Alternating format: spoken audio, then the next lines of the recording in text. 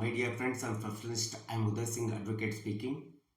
So, I welcome back to my YouTube channel. So, today I selected the topic, the fourth chapter of the Indian Constitution, that is under Directive Principles of State Policies.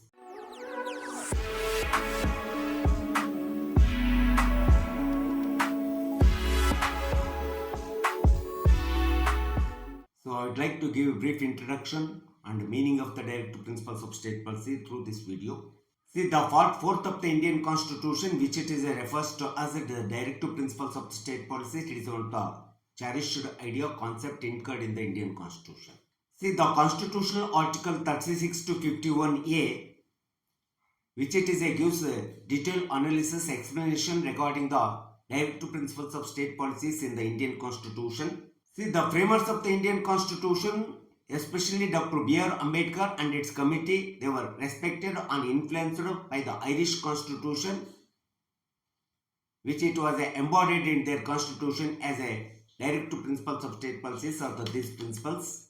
See, such a type of the principles which it has been followed by the Spanish Constitution, ultimately we are inserted in Indian Constitution as a Directive Principles of State Policies. Actually, these principles, it is not originally originated from the Indian Constitution. We know that we have been brought from other constitution in the world, that is an Irish and Spain Constitution.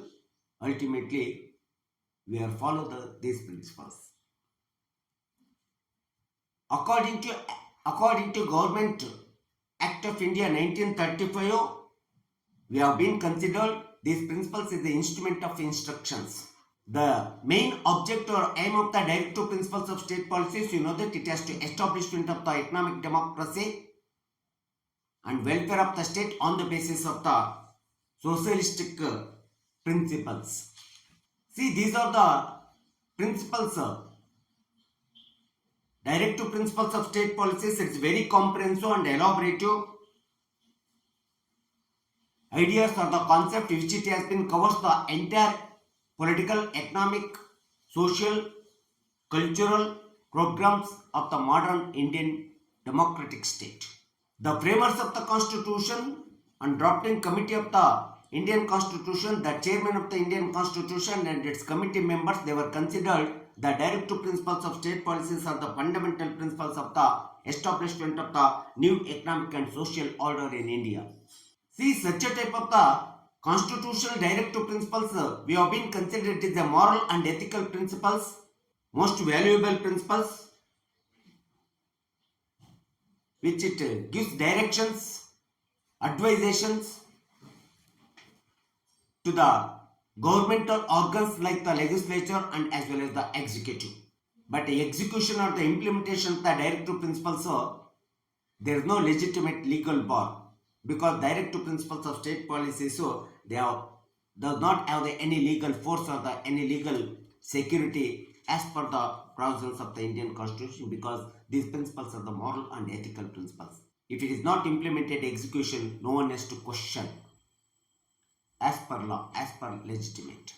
See, ultimately, I would like to say that the Directive Principles of State Policies are the general directions or the instructions which it has been gives the directions, suggestions to various governments and the governmental agencies and organs. They have to apply when they are going to making the laws and when they have to going to discharge their duties.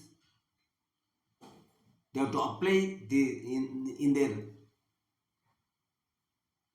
conduct for the safeguarding the welfare of the people, welfare of the state, and maintain the sovereign authority of this nation or the state.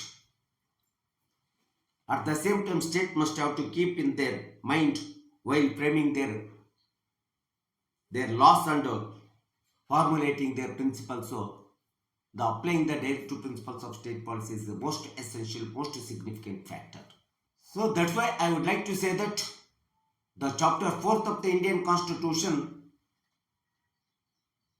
what we are having the moral ethical principles as a directive principles for state policy is the most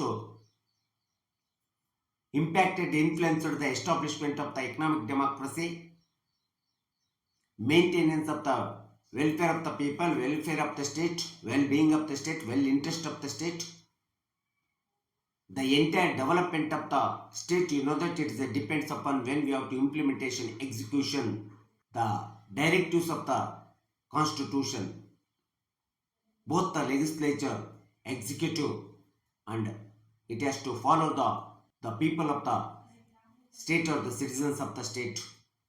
Then the state would become a best state. So it is in a brief introduction and meaning I explained. Given analysis through this video. If you like my video, you have to watch my YouTube channel and comment me, and don't miss to subscribe my channel. Thank you for one and all. I will conclude today's video.